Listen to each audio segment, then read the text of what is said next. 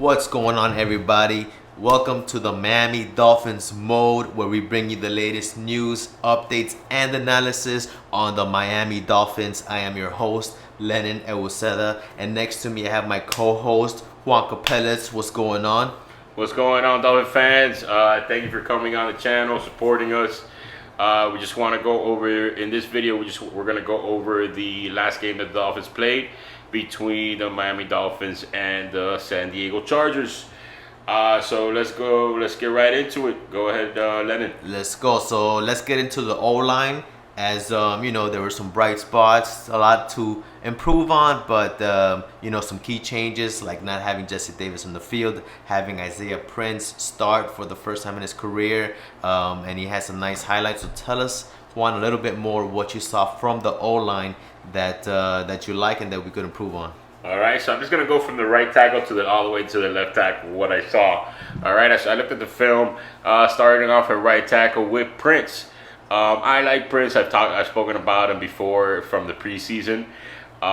Prince definitely he run blocks better than our offense. A lot of offensive linemen that we have, and actually that we've had in the past year. I've seen him drive a guy 10 yards, 8 yards, just move the pile, which we haven't done. We've always stalemated, and there hasn't been much movement since the days of Incognito. Okay, yeah, true. So I just lets you know how long it's been. Now, with saying that, me saying that I like the way he runs blocks. He also, he makes his mistakes. I mean, it's his first game starting in the NFL level, which is always going to hit you. And going against Joey Bosa and Ingram, that's a tough task, right? Definitely. But he did well for being his first game, being a rookie. I mean, definitely there's a lot of things to improve.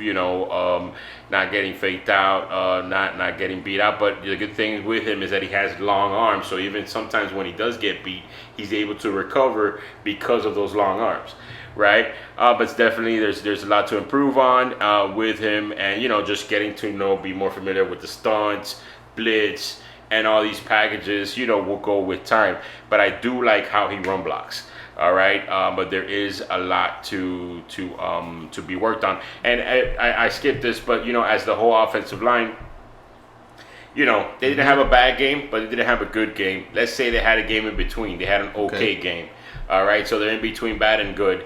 I think this was the best game that the offensive line has put together this year. Mm-hmm. So it is good that they are improving, and so this game I can say that I've been most satisfied out of all up to this point, right? But of course there could be improvement to come along. All right, let's go to right guard. All right, Beam or Bohm. I don't know how to pronounce his last name. It's hard to pronounce because it looks like Bohm, right? Yep. But they say Beam.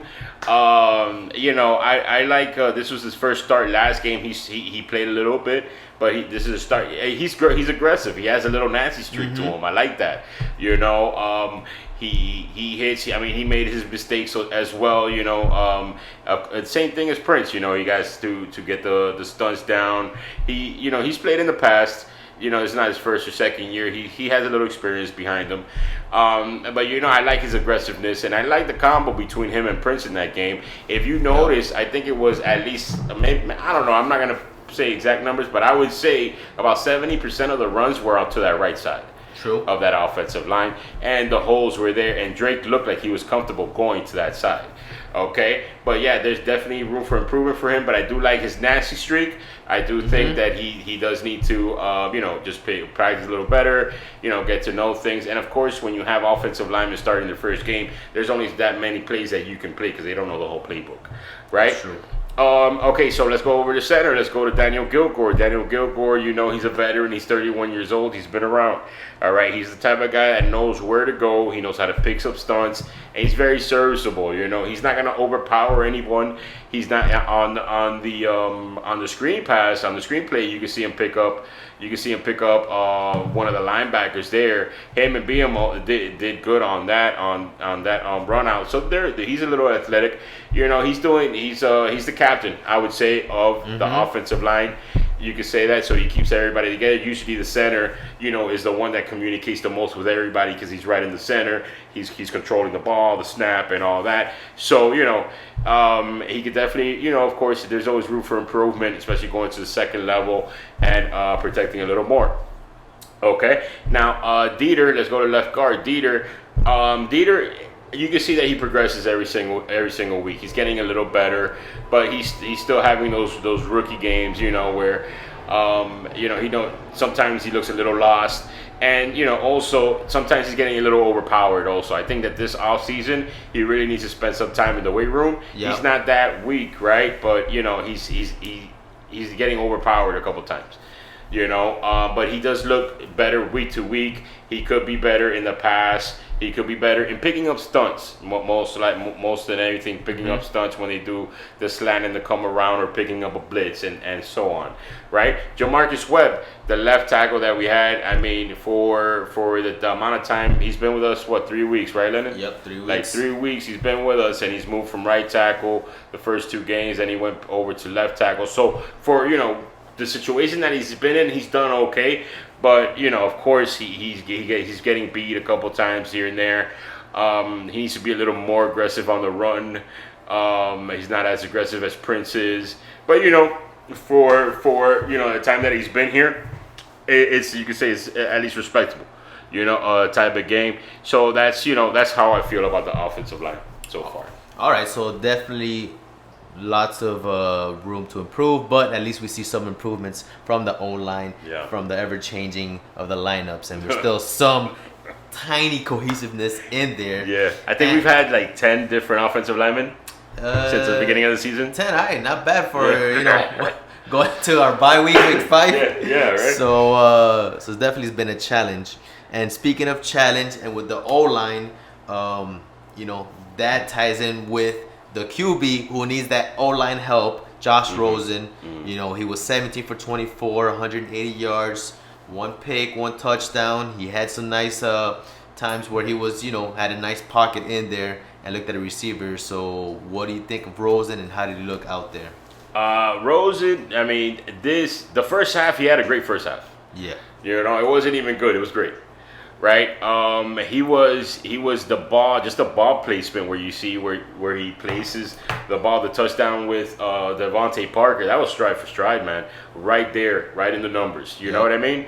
And some of the balls you see him come out, he has on. He can make a bullet, or he could put it on top. He has good accuracy at times. You know what I mean? Not always, which that's one thing that he needs to work on.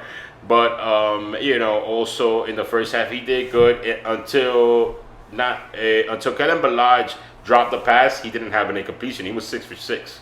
So if Ballage would have caught that, he would have been 7 for 7. He would have, So that's some good stuff. And the first 4 third down situations that we were in, he converted them. You remember when we had Ryan Tannehill? How many times did we convert third downs? Not that much. No. Often. It was 1 for 4, or at best 2 for 4. So he was continuing, and there was a couple of drives, not only this game but last game, that people dropped. Receivers dropped the ball and they couldn't continue. So he would have had more conversions. Preston Williams had another one. And so and then so it's, you see those good things, but then you also see some other things where he's holding onto the ball too long. He needs to throw it away, and sometimes he has the habit of staring down a receiver. So the defense knows where you're going. So you can see on some plays that the defense just goes straight to that receiver or that location that he's looking at because they know that he's going to throw there. He needs to get better at reading the field a little more. Of course, remember, some places he doesn't have that much time, so his internal clock might be a little quicker, because he also has that factor, but he also has to work that in. Also, I know that Preston Williams, I like him just as much as anybody else does, but he needs to get more familiar with Devontae Parker. There was a couple plays that I saw out there that he just stared down Preston Williams and Parker was open on the other side. And he was one-on-one. I'll take Parker one-on-one with anybody, anything. Yep. You know what I mean? So he has to get more familiar. Hopefully with this bye week, they get more familiar with that. And also, when he was by the goal line, he should at least thrown away. Some people say that there was 2 wide receivers open. I couldn't see that because of the film. But if he does have wide receivers open or if he doesn't, throw it away. Don't get tackled on the 1 yard. But he knows that. It's Yeah. just him. Like coming out of college, he always wants to be he always want to play hero ball. That's what they said. So he got to get away from that. In the National Football League, it's a lot smaller window. People are really good in the NFL. No, for sure. He definitely can't do so much hero ball out there. Mm-hmm. And what would definitely help him is establishing the run game, which we saw it develop a little bit Yes. more this time. Kenyon Drake probably had his best game so far, having 9 carries for 44 yards. Yep. Had a 4.9 yards per carry.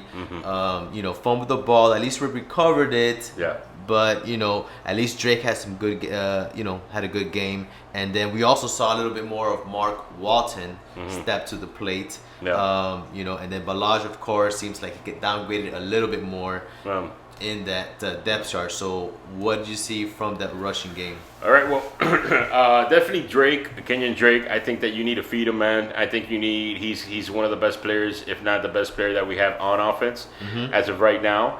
When you see him catch the ball like on the screens or even run, you see how he just runs past everybody. Like he's moving faster than everybody else. Wait. So I did like that they fed him early. Right, and they kept passing the ball, and they made him a part of the offense. Remember that when back then, I think it wasn't last year, the year before, when Jai went down and Damian Williams went down, everybody they had to use Kenyon Drake. And what did Kenyon Drake do? Had the most rushing yards out of any running back in the yards in the games that he played the last part of the season. This guy's explosive. You need to give him the ball, but what he also needs to do is stop fumbling the ball.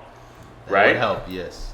Now, with everything that I just said, the good things I said about him, Brian Flores, I don't think he's playing with his running backs anymore. You know what I mean? Like what he did is when he fumbled on his 8th carry.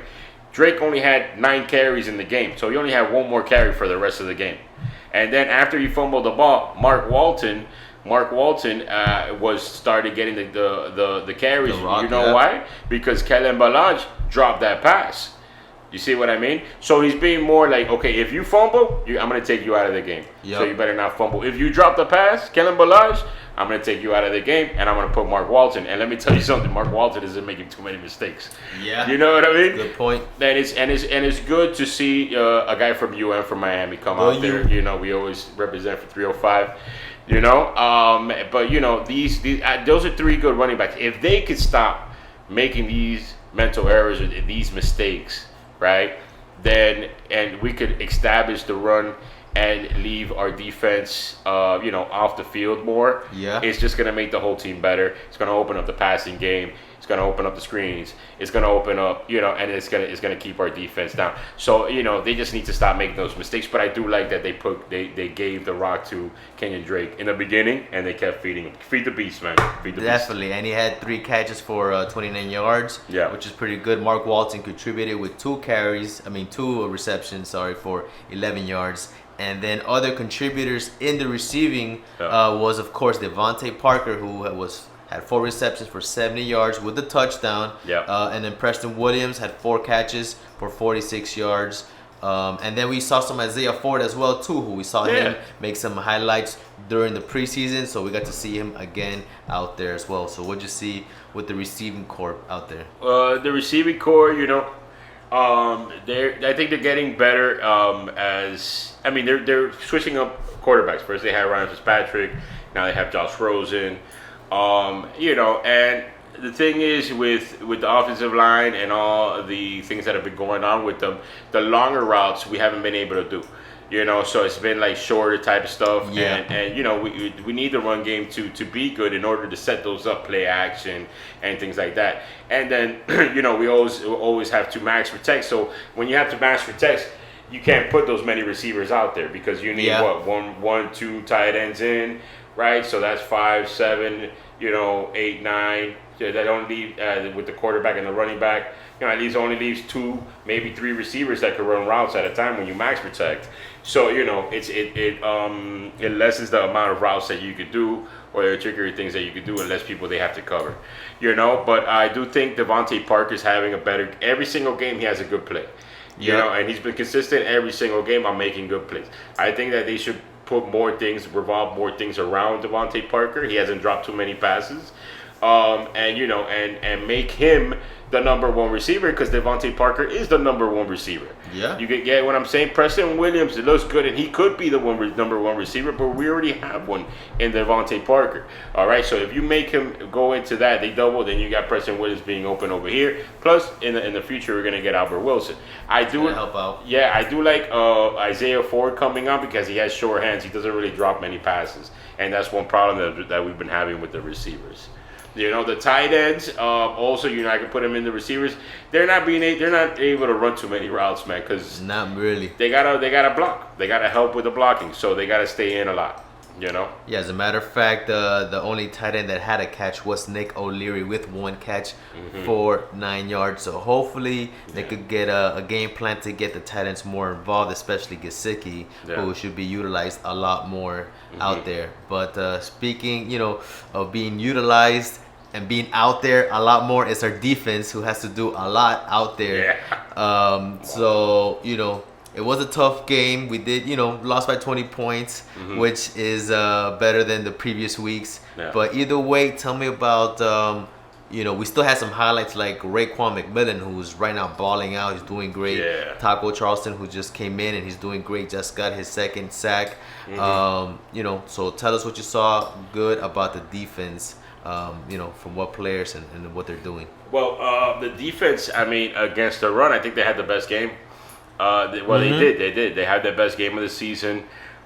They set the edge good. Raekwon McMillan was just stopping everything in the run, as was Jerome Baker.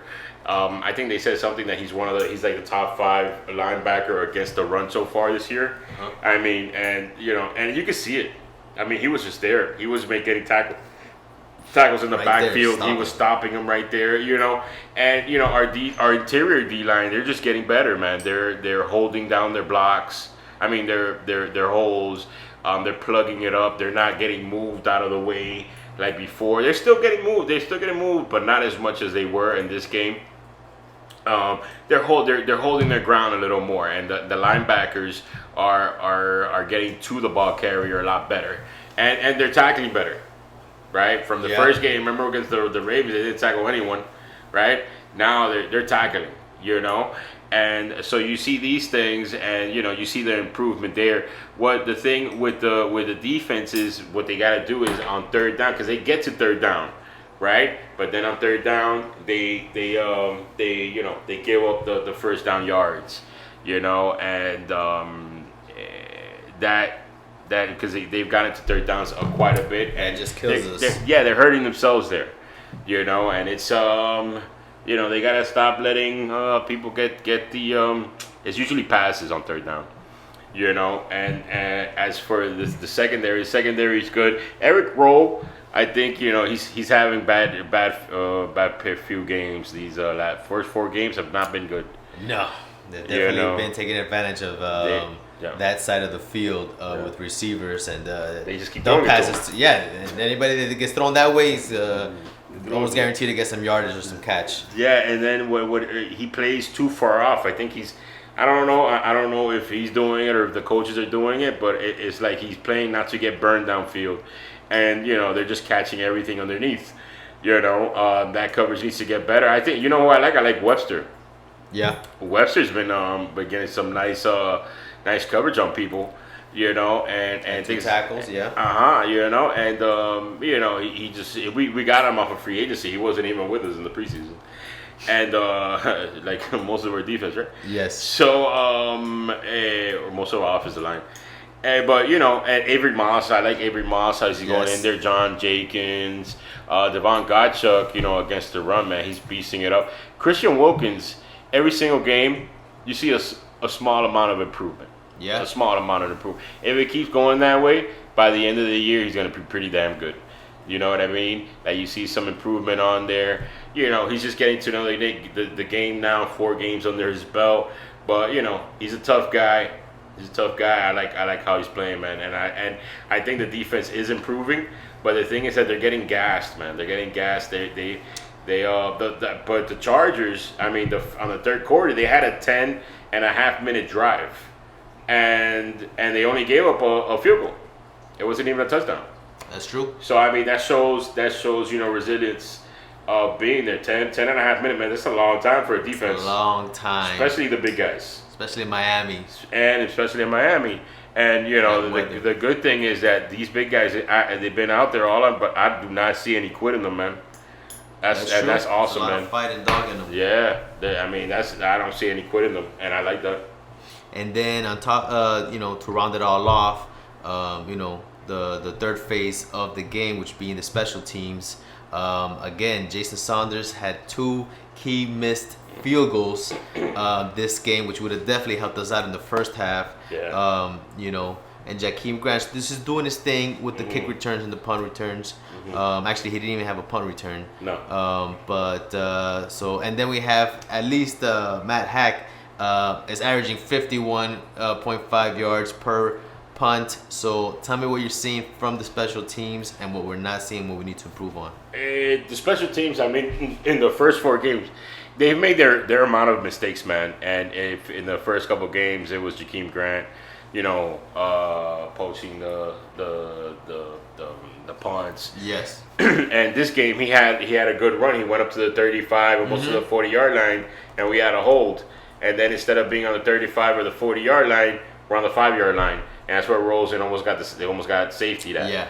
You know what I mean? So those errors plus Saunders last year, I think he missed this year already as much kicks as he missed last year. Yeah. So I think it's more of a mental thing that's going on over there. It's all the change, the new regime. I mean, but special teams is still special teams. Yeah. And then so it's basic rules. Some people run it differently, but you should be able to do that. Now, I think it's more of just everybody getting together and knowing their assignments a little better, and getting experience, because just at total as a team in the first couple of games, I knew it was going to be a mess. I mean, because there was a lot of people. It was a new regime, a new system, a new playbook, and then people keep coming in and out. It's people that weren't even in the preseason, but now they have a few games, at least 2 games at the very least. With each other. So now they're getting a little familiar. They're getting a little familiar with each other. It's kind of, the roster's kind of shaping itself out to be like, okay, well, this is how it's going to be for the rest of the year. So people are going to know their positions better. I think this bye week's going to be better. But yeah, for the special teams, they need to come around as a whole, because if it's not the kickoff, it's the punt. If it's not the punt, it's the field goals not being made. And Saunders, he can make them. I mean, you saw him last year, the way he did it. It's just a mental thing. You know what I mean? So it's definitely something that could be fixed. And if we could get a little better blocking on the punt returns and on the kickoff returns, that Jakeem Grant can take it to the house. For sure.